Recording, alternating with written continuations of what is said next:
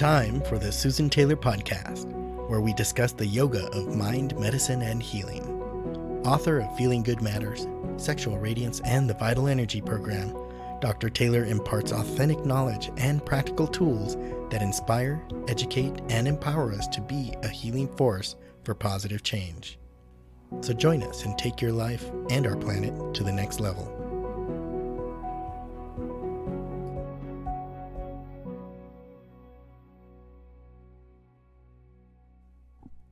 Hello and welcome to episode 85, Focus Your Mind, Master Your Body. In today's episode, we're going to talk about focus and how it pertains to our health. We'll also discuss how focus helps us acquire mastery over our body, and then we'll provide 4 ways to get started on the path to focus. I'm pretty excited about this episode, so let's get started. According to the Webster Dictionary, the Latin word for focus means hearth or fireplace. In the scientific Latin of the 17th century, the word is used to refer to the point at which rays of light refracted by a lens converge. Because rays of sunlight, when they're directed by a magnifying glass, can produce enough heat to ignite paper, a word meaning fireplace is quite appropriate as a metaphor to describe their convergence point. From this sense of focus have arisen extended senses such as our center of activity. With that said, why focus? When we take the light of our awareness and bring it to a point of convergence, rather than having it become dissipated, we create an energetic hub. And in this hub, we can actually change our cellular mechanisms. We all know that if we focus on something, we're happier, and that we feel different than when we're out of focus.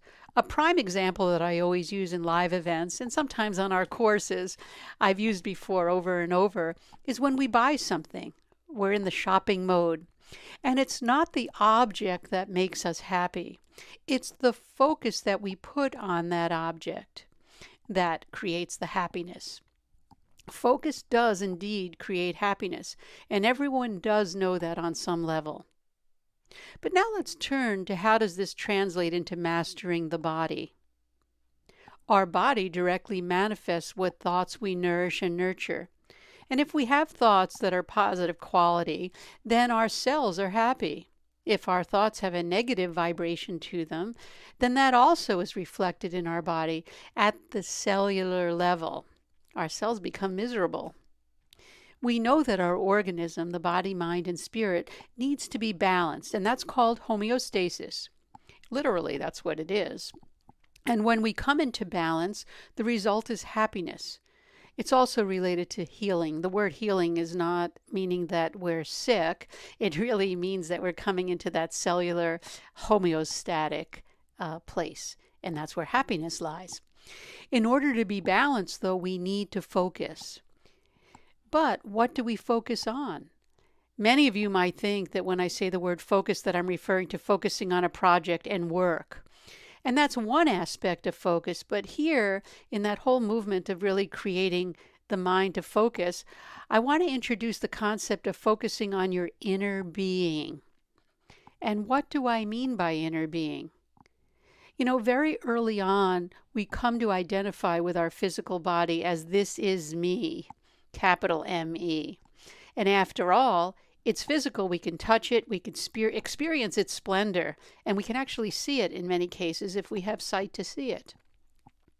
And this body that we have come to so love and adore, after all, we perceive it as me, is the subject of ill health, decay, and eventually death. You're not your body. You're the user of your body.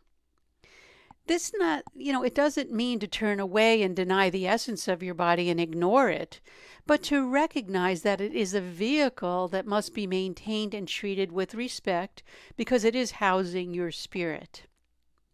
But you must come to recognize that you are not the body, that's the key, but the spirit who dwells within the body. I'm repeating that.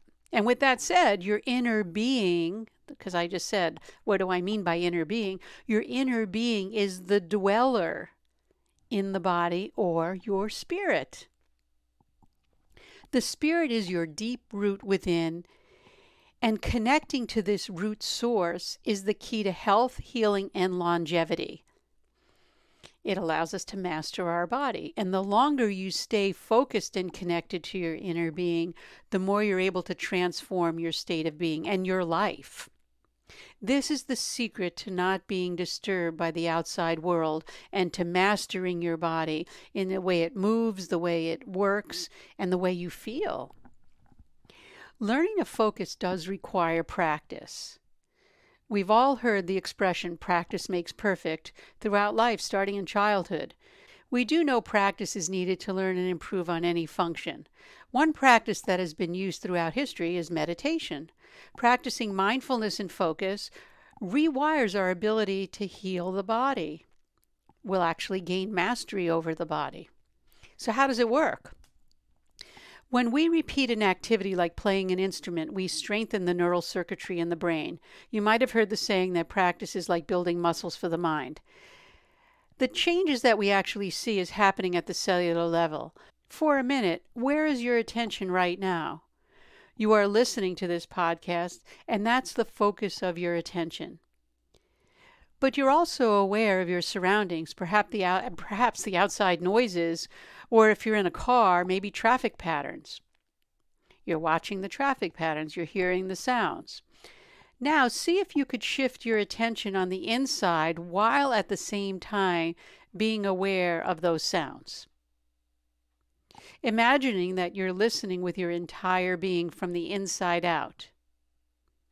Now, if we do this practice for 40 days, you will actually have a new perspective. You'll actually come into understanding or experiencing your inner being if you haven't done so already. This kind of practice does indeed enhance brain matter. So when we practice meditation or accessing our inner being in a precise and systematic way, instead of building muscle memory, which, by the way, doesn't exist, you're actually enhancing and building up myelin in the neural pathways of the brain, creating a superhighway of information connecting your brain to the rest of your body, and especially your gut via the vagus nerve. I try to tie in all our podcasts and some of the topics that we continually use and develop as we go along. So your inner being is connected to your cellular mechanisms, vibrating rhythmically and in balance. If you focus your mind, you actually heal your body. You become master of your body. Because remember, brain cells grow. The brain is what we call plastic. It has the ability to change. The cells form connections with new cells and create new communication pathways. Some stop even talking to others, and it's not just nerve cells that shift and change as we learn. Our brain cells also get into the act. That means that we create a new environment for our body to operate. Meditation brings your awareness into focus with a precise, systematic process that brings you from the outside to the inside. That's when it's taught in a precise, systematic way. Learning to regulate the body, breath, senses, and mind, you'll discover that training the mind to focus is not at all difficult. But it does require practice. You'd never expect to learn, as I mentioned, to play an instrument without practice. So why would you expect to work with the instrument called mind without practice? So what can you do? Well, to strengthen your brain pathways supporting focus and attention, learn to meditate for five minutes per day. Just maybe even 10 minutes. So let's say 5 to 10 minutes per day. Just 5 to 10 minutes per day consistently will have a profound effect on your mood, emotions, and ability to focus. My goal here is to make practice through experience the center stage so that you can build a stronger brain network and you can actually learn to be connected with your body and master your bodily functions. Learning to master your attention will help you be in command of your body. I've come up with 4 ways to get the most out of your practice, the practice of really training the mind to be focused. First, learn a precise and systematic practice of meditation. That's the key. Set aside a specific time every day even if it's for 1 minute, I said 5 to 10, to sit, breathe, and practice. Create a specific space for you to do your practice that's free of distractions. In other words, cell phones, computers, interruptions, and foot traffic. Get rid of them. Create that space for yourself, for the mind to feel like it's going home. Start slowly to build a foundation. That's number 4. Create a target time less than what you think you can do and stick with that. Example, if you want 5 to 10 minutes per day, start with 5 minutes a day and just see how that works. And follow it for 40 days. Then reevaluate. If you go over the 5 or 10 minutes, that'll be a bonus for you, but don't make that your target. Make your target very low so that you feel achievement happening. So the 4 steps: learn a precise and systematic practice of meditation. Set aside, number 2, a specific time every day. Create a specific space for you to do your practice free of distractions. And number 4, start slowly to build your foundation. Visualize yourself sitting with your head, neck, and trunk aligned, and set your intention that this is the time for you to meditate. And know that you can really do this. Turn your will into action. Meditation training is not a silver bullet. And when you combine it with 5 minutes to 10 minutes of formal practice daily over a sustained period, you will really feel valuable change. And you can say that meditation works. For those of you that listened to the last podcast, I told you that there's a year-long meditation occurring globally. Just go into the HimalayanInstitute.org and see what the year-long meditation is all about. And you can be participating in that, even if it's 5 minutes a day, setting your intention to really work with global consciousness here. And that brings me to the end of this episode. Again, if you like the episode, if you really enjoy these topics, please subscribe on YouTube, going to Susan Taylor PhD YouTube, and you can actually subscribe. That would be really great. And if you'd like to be notified weekly for new podcasts, let me know, or subscribe on the susantaylor.org page, or subscribe, as I just mentioned, on the YouTube page. You can also go and hear and listen on Google Play, Stitcher, TuneIn. Contact us at susantaylor.org with any questions, comments, or feedback. I enjoy getting the comments that come in, and that really helps to drive the subject matter of our topics. And I'd like to say again, thank you for listening. And until next time, remain calm, consciously aware, living in the moment.